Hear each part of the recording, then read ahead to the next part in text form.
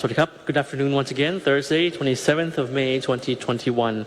Dr. Teasing ended just now with very valuable information in that, as I've mentioned before in the various briefings prior, that the fluidity of the situation actually dictates a lot of our decisions, the flexibility and the adjustments that we have to make every single day.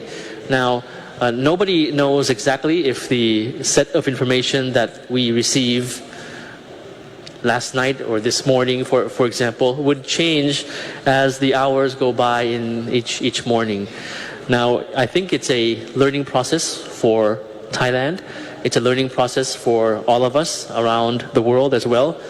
But nevertheless, we continue to try our best to communicate and provide you with the most updated information and communicate to you the measures that have been adjusted on a daily basis, which is necessary, as I've mentioned quite often, to be flexible and to be in tune with the fluidity of the ever-changing situation of COVID, because the situation changes every day in each location, in each the severity of the infection in each particular cluster or area. Today we have, for example, remaining 41 clusters in Bangkok, which we hope to address at the earliest opportunity. So that being said, I'll start off with the numbers recorded for today. With the new recoveries first, we have 2,063 new recoveries. 2,063 persons who are now treated and COVID-free. For confirmed case recorded today, we have 3,323. And out of that number, 2,083 are cases of local transmission, 21 are from overseas infections, and the rest are from within the prison systems or the penitentiaries.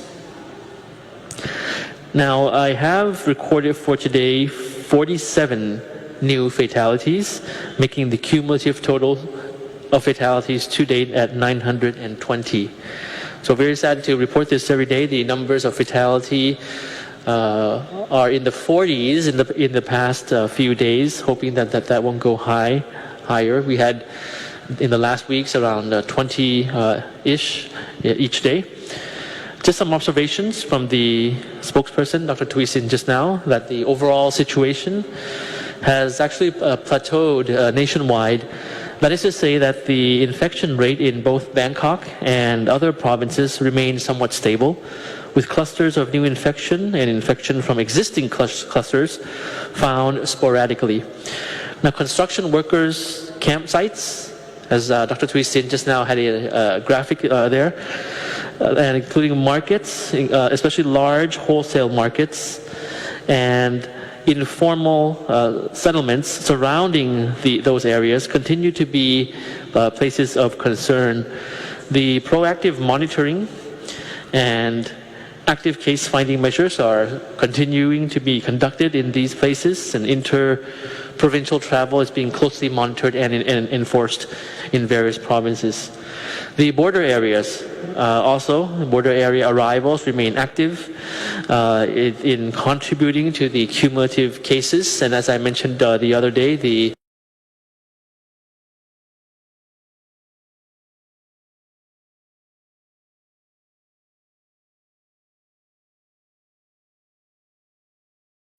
So just some information regarding Bangkok. BMA strictly controlling, with efforts in strictly controlling the COVID outbreak, because it has been found in many areas in Bangkok and it has continued to spread. As I mentioned, 41 remaining clusters in Bangkok.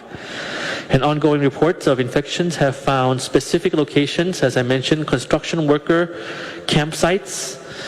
In light of this, the Communicable Disease Committee of BMA has approved the issuance of the announcement on the surveillance, prevention, and control measures for the spread of COVID, instructing several district and local areas, including markets, campsites, to comply with public health measures and prevent the spread of COVID as prescribed by the committee with the details of the such measures.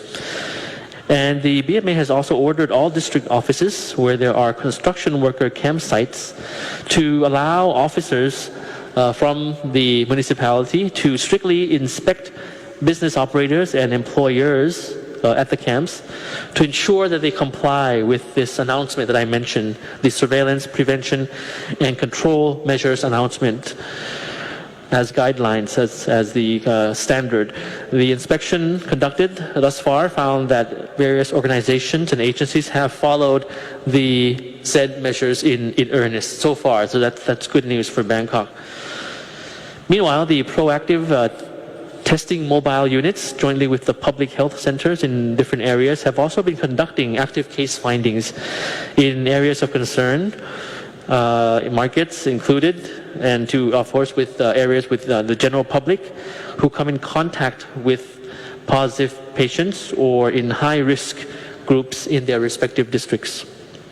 Now, just a general information on when you get vaccinated in the near future.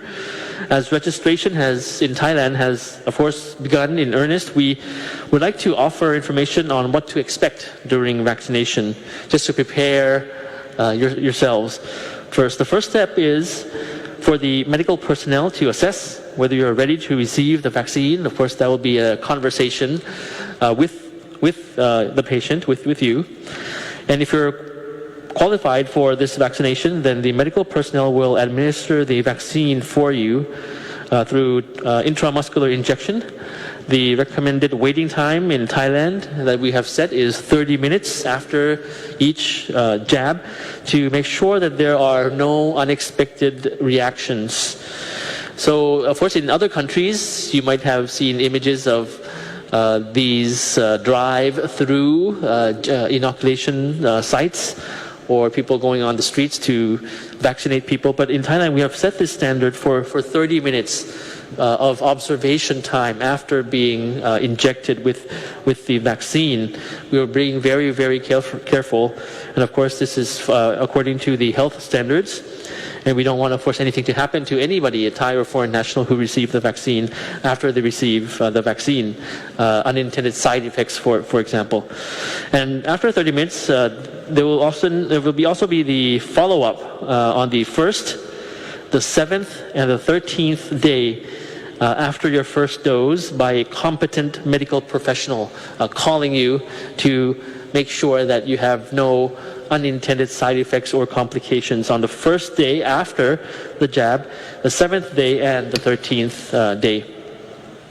And for those who already have received the jabs, you are encouraged to continue to exercise physical distancing, hand hygiene, respiratory etiquette, and other social distancing measures as recommended by the competent authority. And as mentioned, the mass inoculation nationwide would not start until the 7th of June. But of course, some specific groups, such as the elderly or those in particular risk areas, have already begun to receive the jab, so to speak, in the soft launch period before the 7th of June. Another issue I mentioned quite often is stigmatization of COVID-positive people. As more and more people have recovered from COVID in Thailand, as I mentioned, there are over 90,000 patients who have recovered already to date ever since last year. And there have been many reports of people being treated differently, even to the point of being subject to alienation for fear of spreading the disease. So we wish to reaffirm that we should all encourage those who suspect that they have fallen victim to COVID, being positive, to come forward and give as much detailed information to medical personnel as much as possible. Don't conceal the information, your timeline, and also about your symptoms to health professionals, so that they will be able to receive to provide the proper medical care and attention to you. Equally, it is medically proven that those who have recovered from COVID can no longer spread the disease and should not be treated differently. We would like to reiterate our call for the proper treatment, fair treatment of all people, so no one falls victim to social stigmatization. And you have an infographic there. You have an infographic there for you on screen. Yes, so basically this is what I have for you for today. Please remember to strictly adhere to the measures. We talk about this every single day for you. And thank you for your cooperation and thank you for your attention today. Have a great day ahead. สวัสดีครับ กราบขอบพระคุณ